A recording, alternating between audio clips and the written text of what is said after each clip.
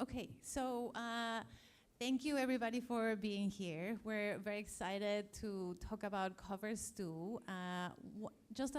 One thing, one of our panelists is going to arrive like, you know, running and excited, exactly. Yeah, so please excuse but she's gonna be here in some minutes. But we're going to start. So and I also wanted to say that Aurora Tang won't be able to be here, but Anya is about to arrive. So again, we're very excited to talk about covers too. You can find copies of covers right there. We're right here in the G area. And I want to thank everybody at Printed Matter in the classroom for, you know, the fair is such an exciting opportunity to talk to the readers and lookers, viewers of the book. So it's always very exciting to be in dialogue with all of you. And thank you to the classroom for giving us the opportunity to share how we made this series of zines about this magazine from the 80s and 90s.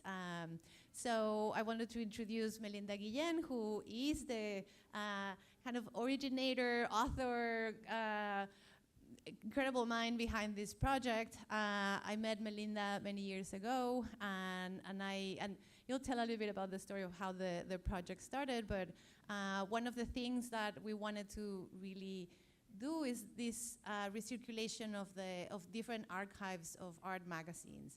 And with the purpose of establishing conversations that bring some of the ideas to the present with some critical historical approach, but also with the intent of continuing the conversation. So we're going to talk about how the project started, and we're going to kind of give you a tour about the publication. Hello. Okay. Hi. Thank you for being here. And since we're a small group, I really would encourage people to feel comfortable like looking through the publications. I also brought a copy of the issue that Covers 2 is on, which is the Heresies number 13, Feminism and Ecology. So you could just kind of see a Xerox of the original and then what sort of came from it. One of the things, I guess we could just talk a little bit about starting with covers. The idea really emerged from like lockdown and people just buying shit. And one of the things that I started buying was like art publications. I just finished my PhD like at the best moment you could, which was right before the pandemic. And rather than just, I wasn't making sourdough, it was really about just collecting these materials, and I got kind of obsessed with it. And I have that in my nature, whether it's like records or zines or just kind of various random things. But I got tapped into this circuit of independent, antique and rare publication, art publication, like sellers, which was this whole other network that I was really excited about, and established a really good rapport with them. Fast forward to a little bit in the pandemic where we finally met up, reconnected, and I just brought up this idea of covers. Covers initially just comes from music, really. It's just like some of the best covers are different versions of the original, but always inherently tethered to the original. And the other inspiration was I was really, really sick of I felt the restrictions of PhD research, like grad school can do that to you. And I initially wanted to include a whole chapter on the heresies, but it was kind of, I was advised against it because it didn't fit within my time frame of specialty and all this like kind of academic bullshit that happens, and none of it is actually real, but you're sort of like trying to get through it. So I had this archive and I wanted to do something with it, but I didn't want to just release articles into like academic journals that nobody reads, or I don't read regularly. I wanted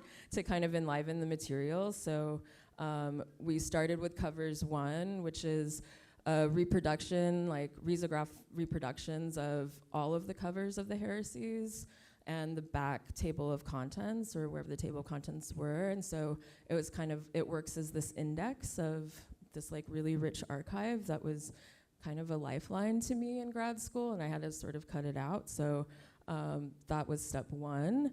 And then this year we decided to like kind of pick one issue and look at it really closely. And the thing was is that I had like so many documents with notes, and I'm a Post-it person, and I just have notes on my phone that like, you know, kind of make sense and have, you know, lists of other things in them. And so going through and finding all the material for this was like a challenge, and what could work and what couldn't work. But I think ultimately our process is really intuitive and a little strained and very vampire hour, but we work together really well. And so basically we decided formally it would be this kind of reference to the original, which has the eruption of Mount St. Helens on the cover, which happened in 1980, and then sort of taking selections of the material and then adding in my own like annotations, and some of them I think really stay on point. Others like definitely reveal that I have ADHD and I just go somewhere else. But it's one of those things where it's like sort of honoring rather than claiming this kind of stuff. I was really sick of how academic and kind of canonical research processes are all about like this kind of fantasy of originality, and I wasn't really concerned with that. I come from that kind of DIY fanzine background, so it was like, how can I be just a nerd about something that I love and like share it with people? So that's really kind of what motivates it. There's some images of our first one where we were really taking over some space, yeah. And but yeah, so that's kind of the core of it. And then I picked feminism and ecology just because it's something that is so pressing now. I think obviously teaching and talking to Gen Z every day and seeing, you know, it's overwhelming to talk about climate crises. It's overwhelming for us to think about it. And I kind of felt like, well, if they can kind of come together and write about what was issues that were important during fucking Reagan and Thatcher, then, you know, we can survive this regime together. And so that was really the core of picking feminism and ecology. And then another kind of thing that was important to me was to look at what isn't there. And so we reproduced the bibliography, which from the original Heresies collective, and there's this like kind of palpable absence of queer ecologies and all the scholarship and activity and understanding that has come from like eco-drag and eco-criticism that intersects with queer theory, as well as disability studies. So I added a supplemental bibliography that I just felt like could contribute to, rather than, I think, marginal movements in art get dismissed all the time for not being everything for everyone. And I think that articulation usually comes from a desire that people have to be seen and represented, but too often we sort of, you know, want to cancel people for doing something in good faith, or just call something like this completely irrelevant because it was so old or whatever.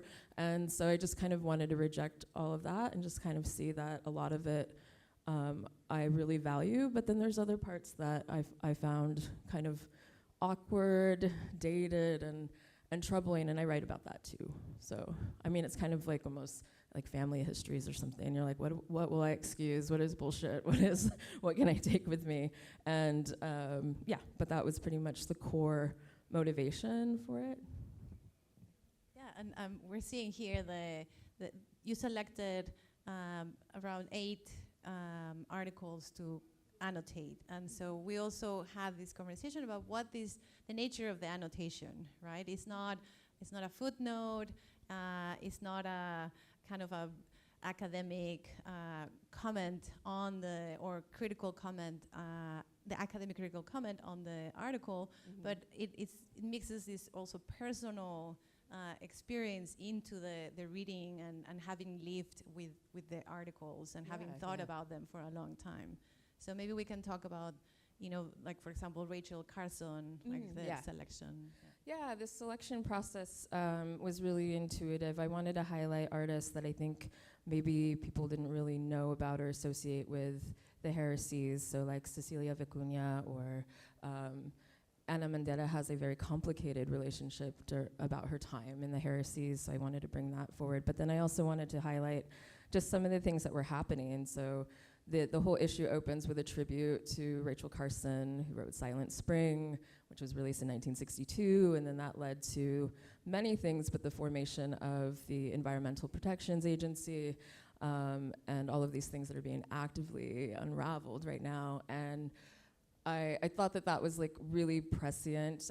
Silent Spring is all about her kind of detailed science-based exposure to the public and the media about DDT as a pesticide and all the dangers with it, exposing the chemical industry and the way in which surprise, like government was really complicit in everything that was going on. They promoted all the propaganda and things like that. And so we're hearing these kind of public health crises are under attack right now, of course, because I don't know, that fucking mutant RFK Jr., you know, so we're some of these things that make me feel the urgency, but then some of it was about a lot of mourning, like looking up some of the people who had recently passed or had passed, you know, in the last 10 years or something, and just seeing, I felt a little bit more urgent to include them and like extend their legacies and then kind of add sort of my views. But yeah, the issue begins with Rachel Carson, which I think still makes sense, and then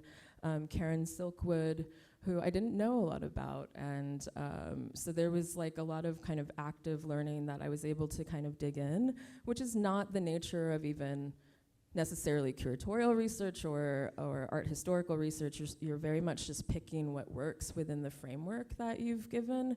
But for this, I could just talk about anything, and I really do. So some stuff is just kind of ranting, or I'm sort of like talking shit about like this random fucking artist that is in the Ecotage article. And then other times it's just really like I want to honor some of these people and kind of thinking about it as a tribute. And then some other classic ones would be like Lucy Lepard, who's been like a through line inspiration for a lot of my writing. So taking her kind of weird, like, it's like a zine within the publication. Having that, talking about, you know, her legacy. She co-founded Printed Matter, she co-founded the Heresies, and she's like kind of started a lot of things that were really important to me. So kind of honoring that legacy as well, and then looking historically like that. I didn't really think I would end up writing so heavily about the history of the failed Equal Rights Amendment in the United States, but that's what the annotations ended up becoming. So they just sort of evolved into these little snippets, and I really felt kind of free that I didn't have to work within the parameters of a polished essay or article. So it really let me just make these associations in the way that I think about things. Yeah. Oh, yeah. So the Cecilia Vicuña one is a documentation of a performance from this larger performance group that she was a part of in Chile. And the interesting thing about it was also talking about contamination, but of the milk supply and how many children were dying annually because of contamination. And you know, when we talk about the wins of Rachel Carson and her influence in terms of DDT, all of that stuff was kind of, you know, limited and regulated in the United States in the 70s, but it wasn't in Chile until 1984. And so even the known kind of disasters afterwards. So that was sort of the main note on that, is that just wanting to point out like there are these power dynamics and hierarchies and differences even contained within, you know, the zine's 100 pages. And so I wanted to kind of point those things out. Before we jump into the contributors, I wanted to also talk about the things that didn't make it to covers to the articles that we discussed, and that.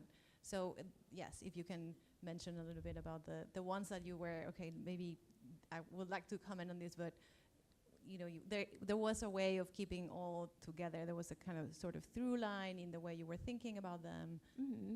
I mean, I think it was more, so there's some of the theoretical texts that I find really inspiring. So Yanestra King wrote a text on the revolt of nature, and it's very 70s, but she's still actively like writing scholarship on feminism, ecofeminism, and things like that now. And so there wasn't a lot that I had to say. I just wanted it to be like reproduced, and so people would know about it. Like that's, I think, probably the like teacher, professor spirit, but it's just like, look at this document, isn't it amazing? And people are like, sure.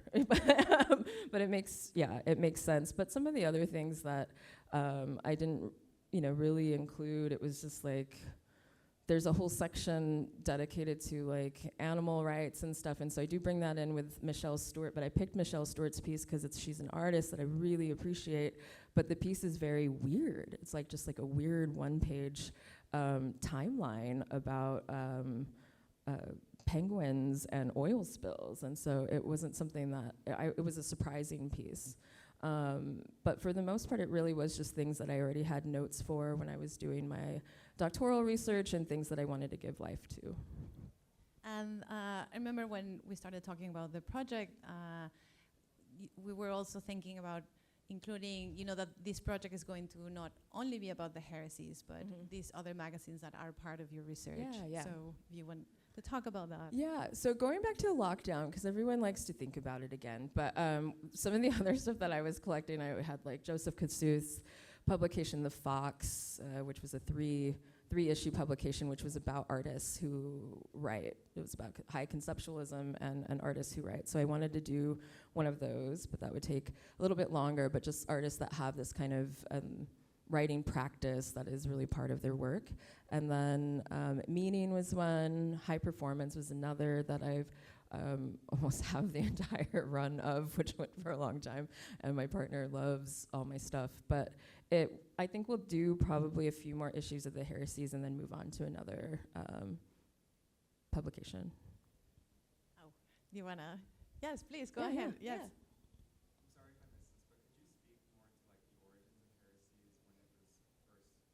Yeah. Yeah, so the Heresies was co-founded by Lucy Lepard and like this kind of revolving loose stable of artists. It was first a collective. Its origin actually, though, part of the inspiration was Lucy took a trip to California and she met the LA Women's Building people, which would be like Judy Chicago, Arlene Raven, Sheila de Bretteville, and she went back to New York, and this was in May of 1974, and she went back to New York and was like, what they're doing in California is what we need to do here. And so that was part of it. And then it formed into the collective, so 1977 to 1993 with almost regular, like 4 issues per year, but the collective was just kind of, a revolving, like kind of circuit of different people.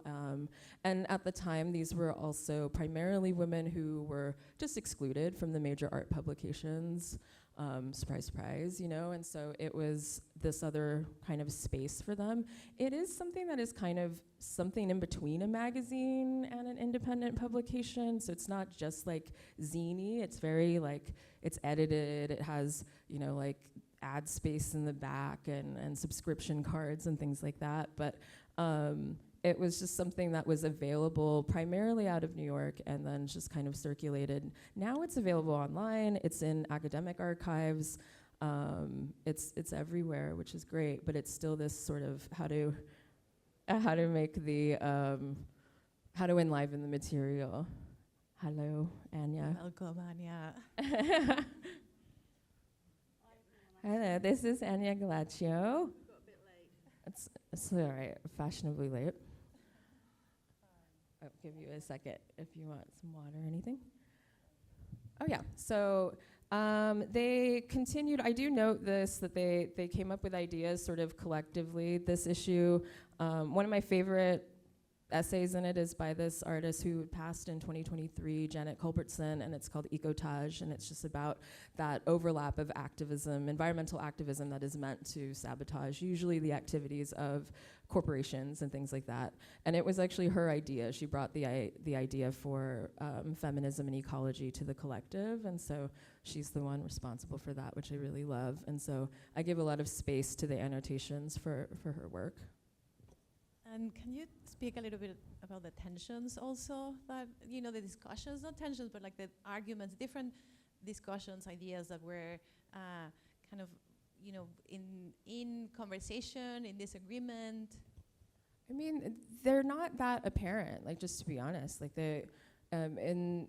at the end of the day, I think they had a bottom line. And so there are just some things where, what I want to do in the next issue is we will address when Ana Mendieta decided to leave the collective, because a lot of it was because of feelings of this, like, really at the centering of white, straight, liberal feminism. And so she felt like she was just kind of being this token, spiritual, brown artist, and she left.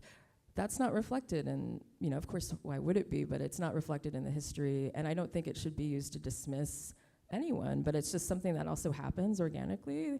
And I think that having studied social movements for so long, that there is this tendency to say like that they are failures if they're not going on forever, like they're a fucking corporation or something, when the moment of like action is everything to people, and you can't tell people what something means in their lives, and all of those kinds of things. And so it's still important, but then how do we also highlight where there's been kind of divisions? One of the things that the Heresies did after some of these conversations was identify, I think it's like issue 15, which is called Racism is the Issue. So, you give everyone one issue, like, Women's History Month, and or something. But they're trying, and I think that there's something to really honor about things that are in good faith, and that they're always like, maybe they didn't kind of set up or change things fundamentally, but like honest effort, especially these days, is everything. So yeah. Okay, I'll talk for you. We can actually go now to the I think we Should have. we talk about Archivo a little briefly? About the. Archivo? Oh, the. Yeah, talk about them briefly. Oh yes. So we included in the zine, we invited Anya Gallaccio and Archivo Familiar del Río Colorado, which translates to the Family Archive of the Colorado River. And here, Farah is here. You should come up here. Yes, you should. Definitely, please. Yeah. Yes. Yeah. Yes. It was not planned. Yeah. Look at. No.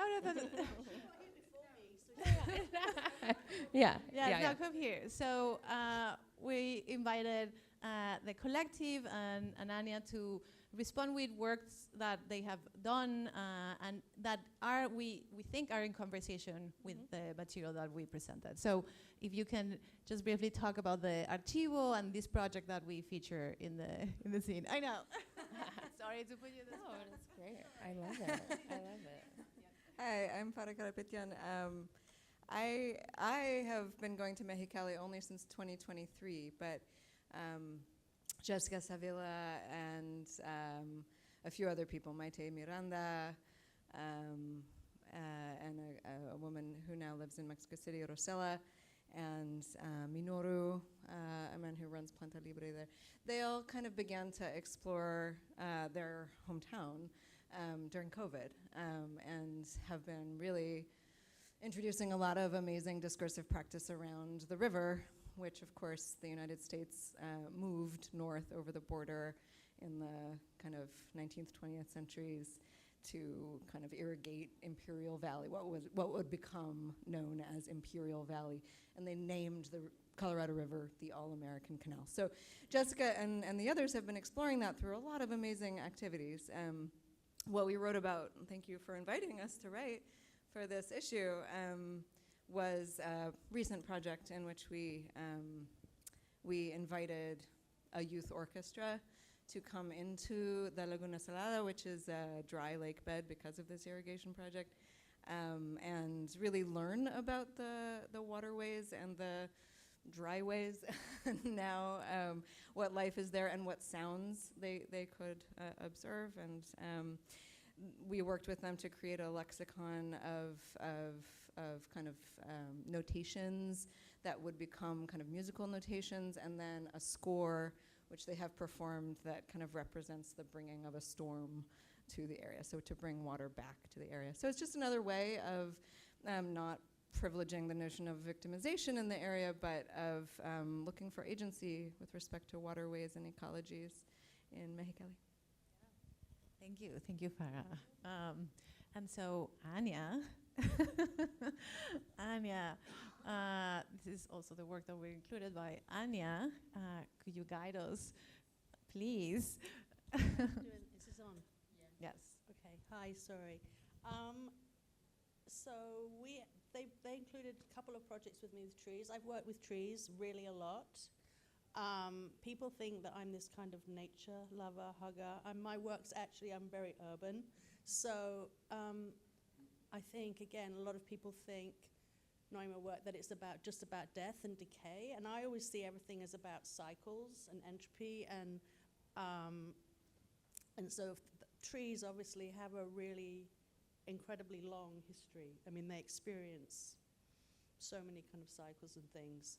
And I'm also really interested in the fact that a lot of trees, not all trees, but a lot of trees are also grown for commercial purposes, which is something I think we don't really think about because of the kind of longevity of them.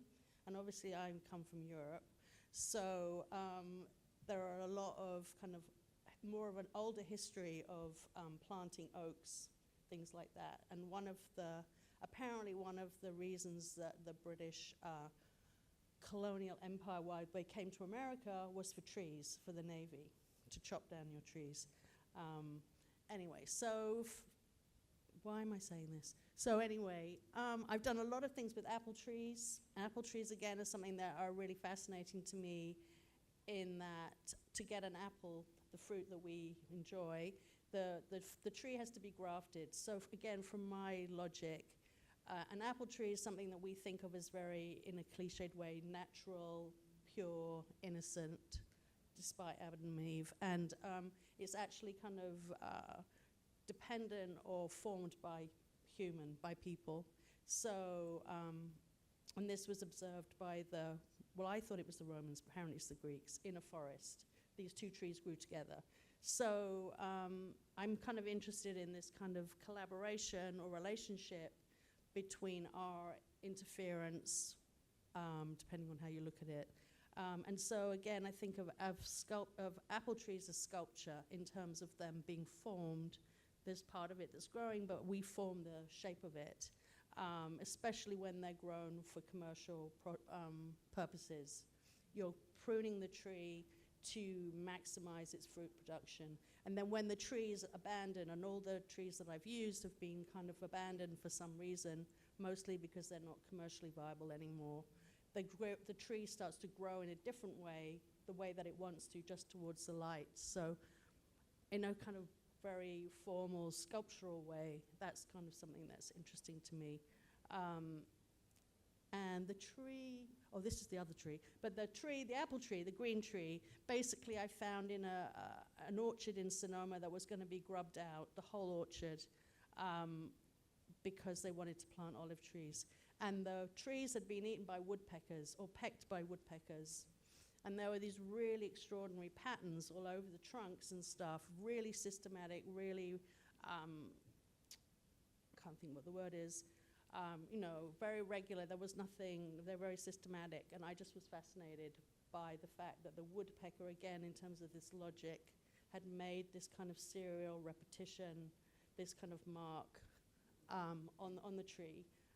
And then I cast the tree and used the markings to open up. In some places, I drilled through those holes to determine where I was going to attach these apples. And I've used real apples which decay, which then the acid from the apple patinas the trunk, so the tree becomes an armature. And I've also used porcelain apples, which again is a kind of ridiculousness because they're very fragile. And I don't know if you had those clacker things when you were a kid with the two balls that go together. The apples are on strings, so you could smash them if you wanted to against the tree.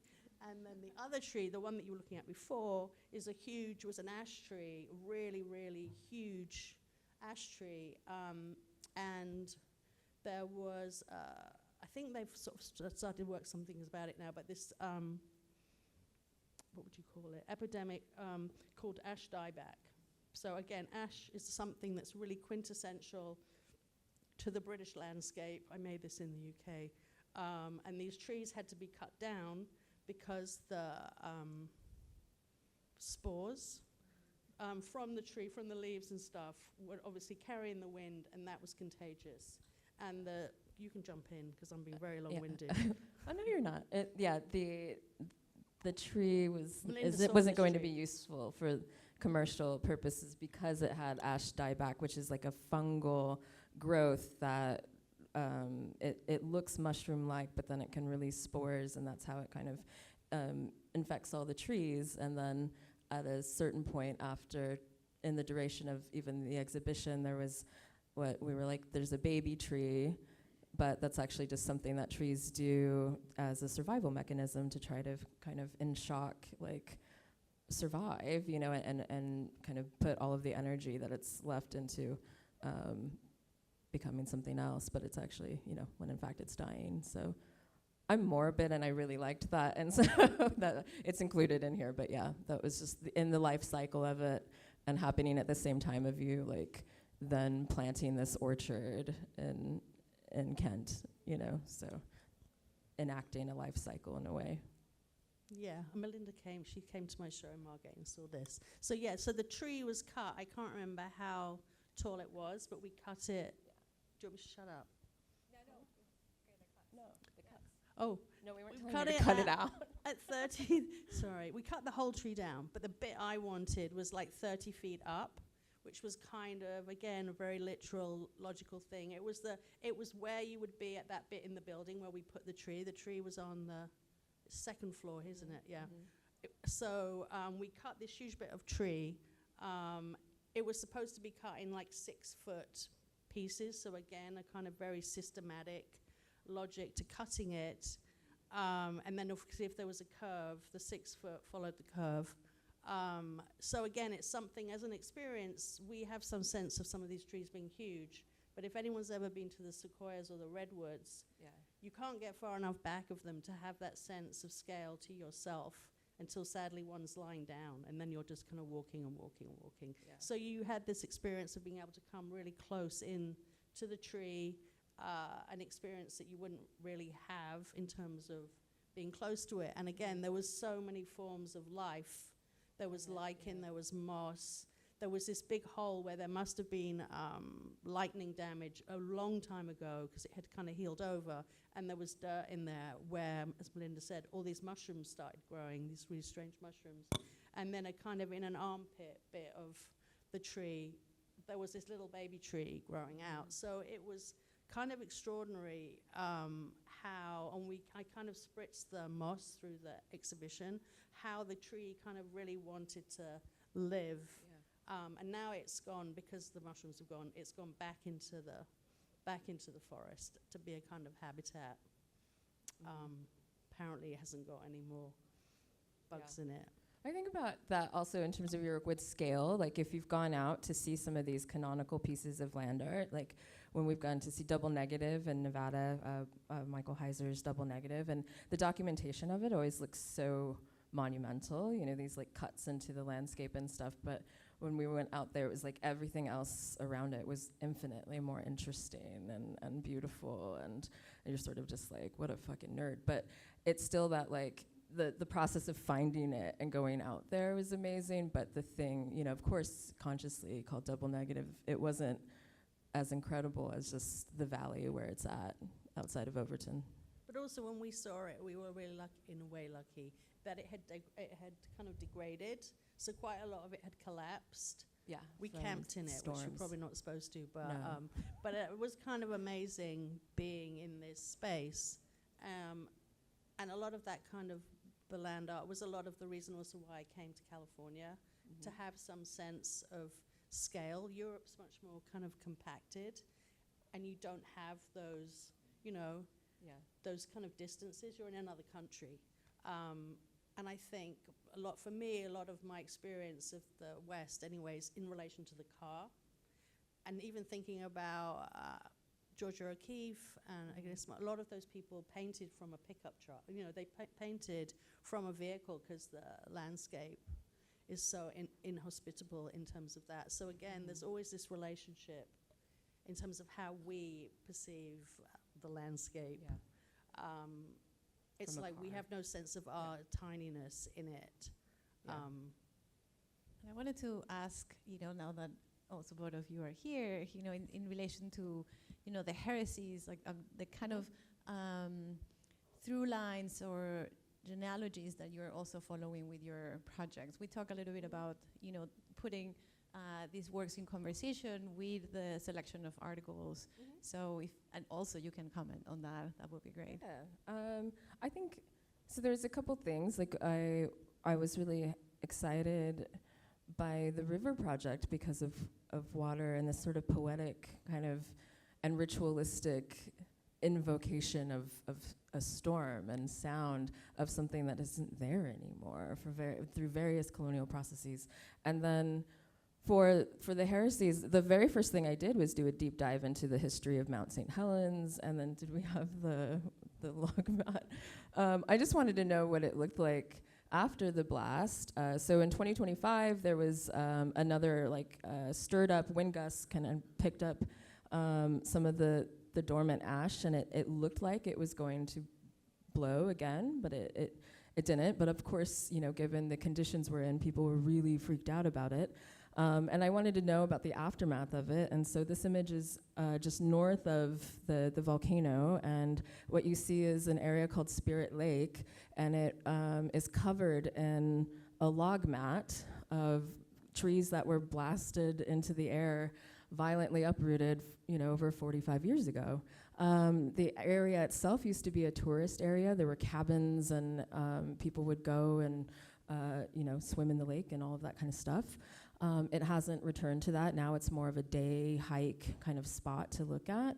But underneath this kind of surface is the area has actually healed and recovered a lot quicker than people estimated. Environmental scientists are fascinated by that, but I think a lot of that is due to the fact that people aren't going there. It's not kind of obvious. And then beneath the surface here is just because of the way the wind gusts affect the trees, the trunks move along the surface and deposit various kind of minerals and other sedimentation that then makes it possible for life. And so there's actually thriving rainbow trout in that pond. And I was just really, really moved by that, and sort of both of our contributors having this poetic relationship to the environment, which I know kind of could sound naive or romantic, but I think we really need that in a place of just kind of care and its sort of protection and its beauty, and the fact that we're not in control of it anyway. We're very much subject to the forces of the environment, no matter what modern myth tells us. And so I just like to see I think it's a nice kind of thing about legacy as well, of just what's up there.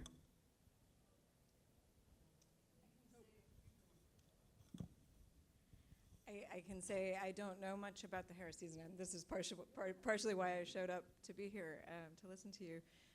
But in terms of an ecofeminism, I think the Archivo's structure itself was part of what kind of attracted me and has kept me engaged, because they're so nimble. We are so nimble in terms of who and how we are working together, who's leading.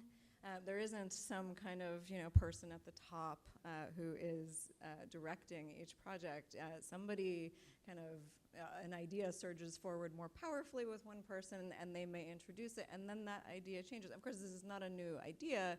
Collaboration includes this kind of structure always, but especially with respect to working with land, and a land so heavily impacted by colonial histories. It's been a really important part of why the projects work. And we have probably coming up in this next year a new project that has to do with an earthwork that involves also local farmers doing the labor with us on their own properties. And so again, who is part of the collective is very much an open question, instead of being fixed and argued and kind of determined by votes or, and I think that is something very important to me politically currently, yeah.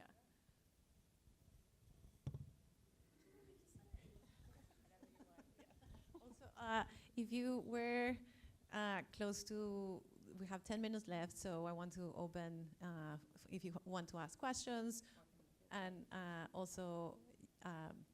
If anyone wants to come look. Oh yes, if you want to look at the issues, anybody has questions, or we can keep talking about the contents of covers too, and talk also about the process of making.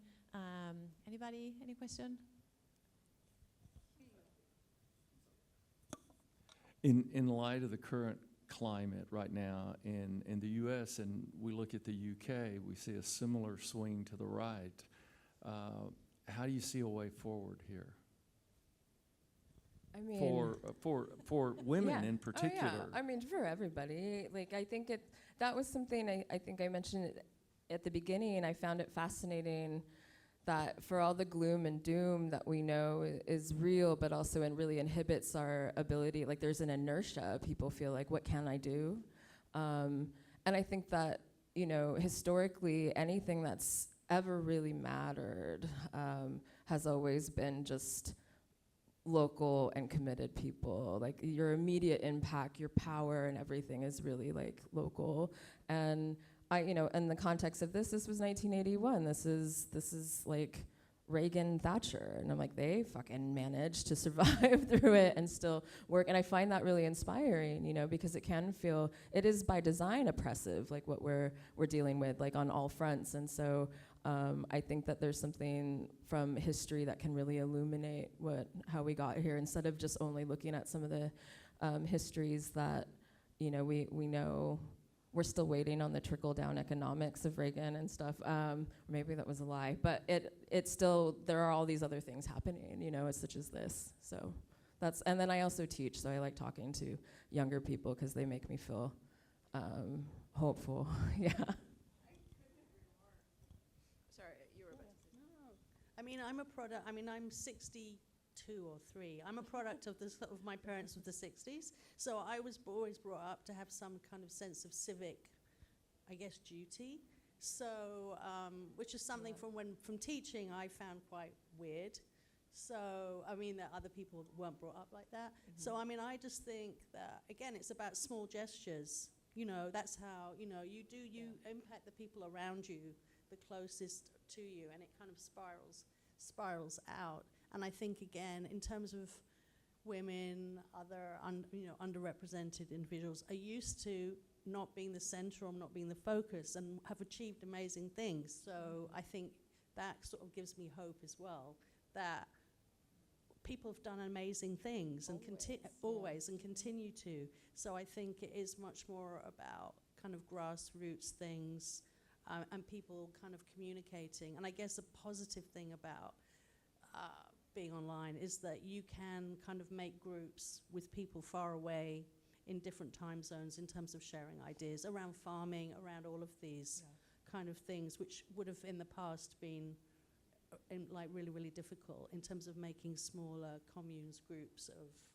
again, growing apples and sharing those. And I think also, the amount of violence and disruption to the land changes things. Again, if you think about, the Matsuki mushroom, what is that book called? It's not the mushroom at the end of the world, but talking about the clear felling in Oregon, and how this mushroom, which is very rare, it started kind of growing in the landscape there that was all torn up.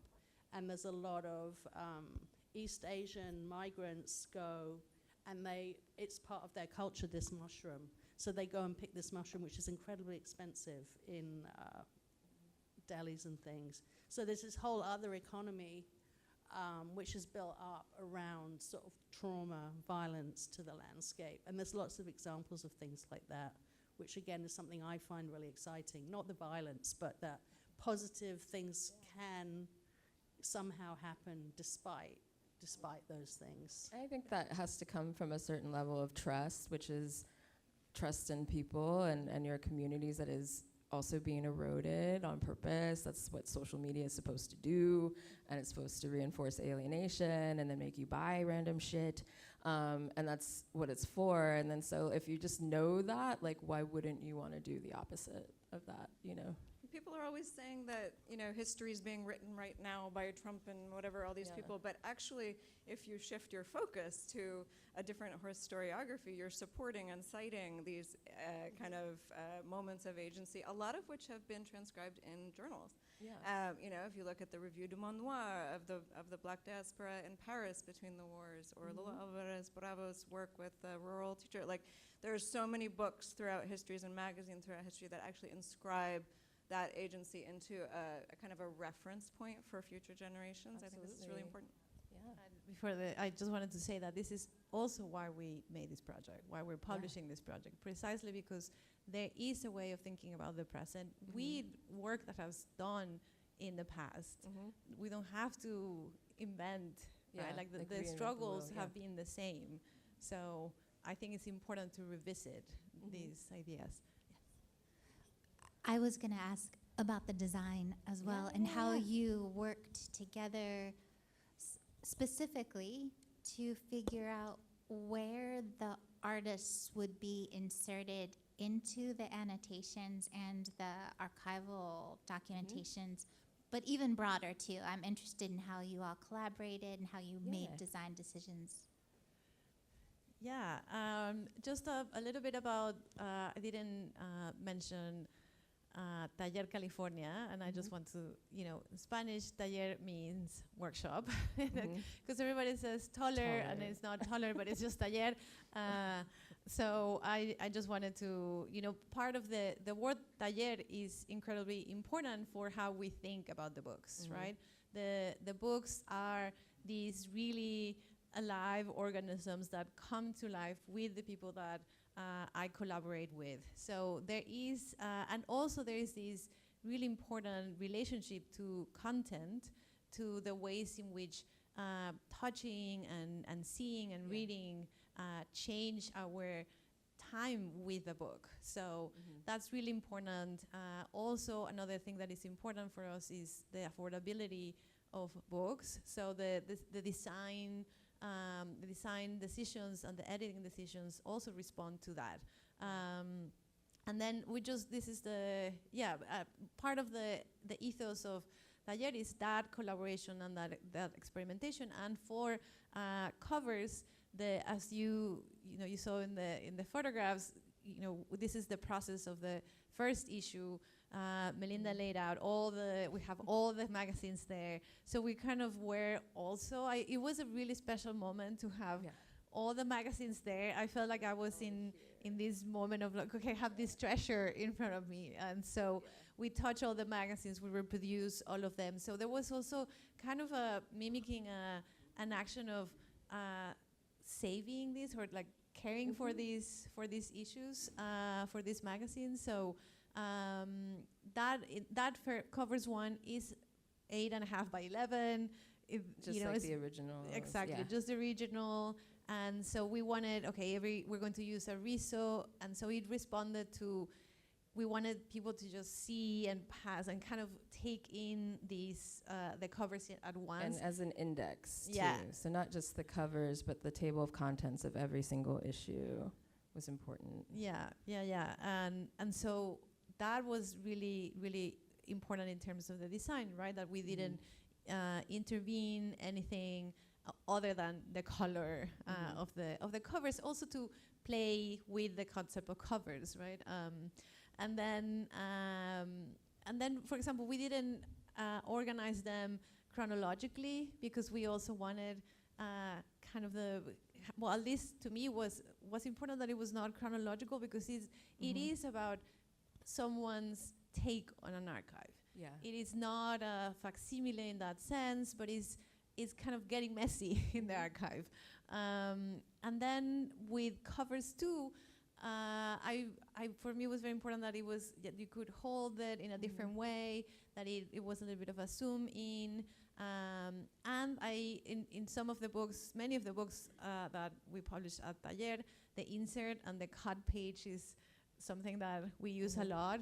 because we think a lot about in layers, and so the annotations became another page, and we didn't want. At some point, we thought, oh, can we mark the PDF, the actual page, but then we felt that it was not the way. Also because the insert is kind of the thinking about the past and the present. The page, the kind of photocopied page is this past, and in a very simple way, we were doing that. So and yes, I think those were the main. And then in terms of the question about the inserts, it was because they're tied to the articles. They kind of fall really into the they have their pairs, so they're partners. And then at the back, we just put the collaborations, and we didn't want to kind of insert them between the articles. We wanted to keep those spaces together but separate. Yes, but thank you for the question. Well, design, yes. And I think we are. Well, so thank you so much, everybody. Thank you to the classroom. Thank you to all the panelists. Thank you.